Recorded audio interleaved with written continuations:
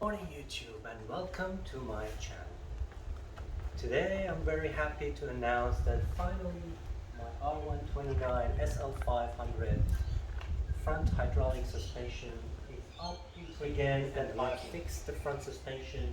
I was waiting to see if there's any leak to show up or things like that, but I'm very happy to announce that it's finally fixed. There's no leak at all. And I'm going to include all the works I've done and everything, all the parts that needed, and I'm pretty sure this is going to help few people to sort out their hydraulic suspension of this era of Mercedes-Benz. So this is going to be a comprehensive video. Please stay tuned. Please make sure you hit that like and subscribe button. I'm going to make more videos on my R129 as there are lots of more repairs and reviews to be done on this. Just wanted to let you know that sometimes it's really the tiny simple things that we really miss from the maintenance or the repairs that is really matter, and it's not that complicated and hard to fix something like ADS suspension by yourself. So stay tuned. Thank you so much. So this is where everything started. I bought the car from auctions and the car was not in a good shape. It was hard to start the engine and the fenders were sitting on the wheels. Here's how the car looks like the first day, and then when we finally figured out to start it up, the suspension didn't raise at all. Yeah!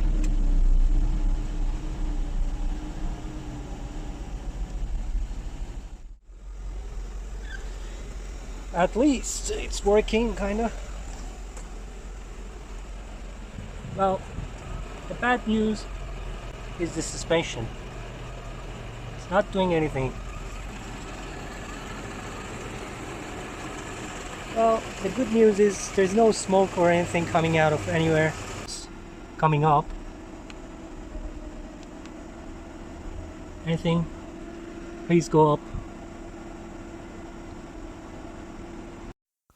And then I checked both front left and right accumulators and they were both fine. And then we checked the old fluid and the filter, and the filter, as you can see, was full of impurities and debris. And after we cleaned the filter and drained the system of the old fluid,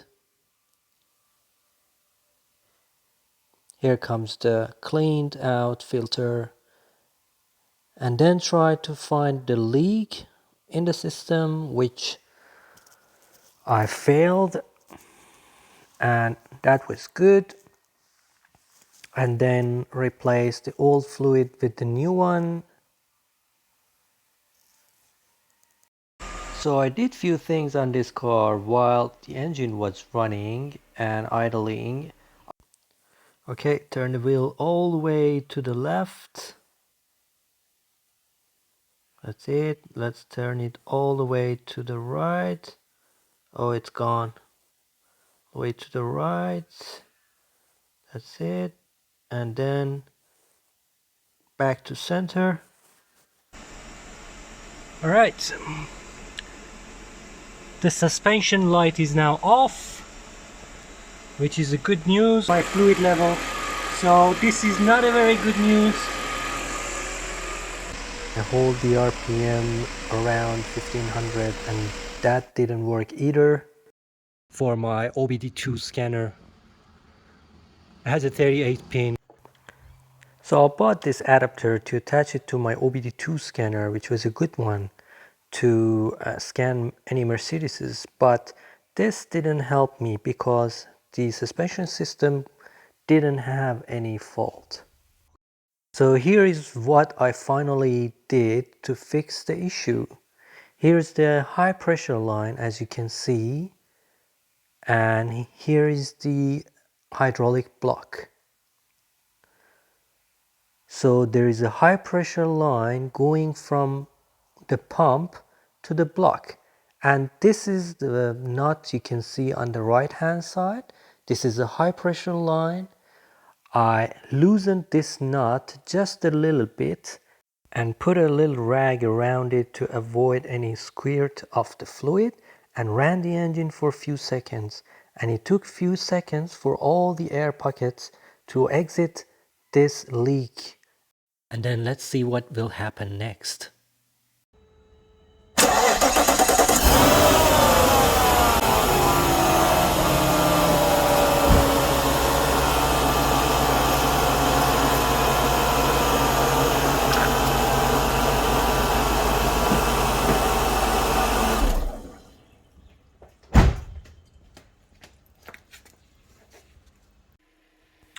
After that, I tightened that nut and started to adding more fluid to the reservoir, and then ran the engine, and it was then when the pump started to push all the fluid inside the shocks, and gradually it raised the suspension.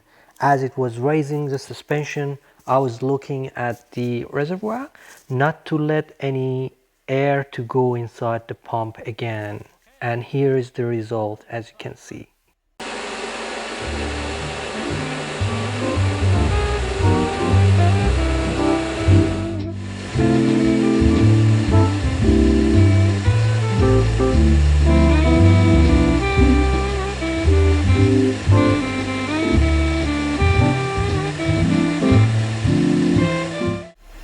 Running, and on both sides same level, I would say. It's hard to say from here. I topped off the fluid level, and it's now where it should be. Finally, so all the car needed was a tandem pump bleeding, because I had all the suspension and all the idiot lights off. There was no fault on suspension, it only needed a bleeding. Okay YouTube, the car is back on its wheels finally. I need to tighten few bolts and nuts though. There's no suspension fault. The car looks very even and very should standing, and I'm very happy finally. So the only thing car needed was a bleeding. As you can see, there is no light on. The car is running a bit rough. I need to scan the car for the faults.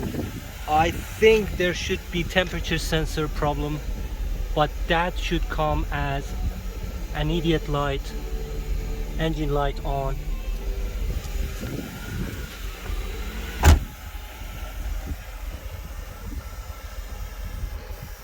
Alright, I'll finish this section of this video, and please make sure you subscribe and like my video, and in a few days time I will post more videos and update you about the progress of my SL500. Thank you for watching and have a good day.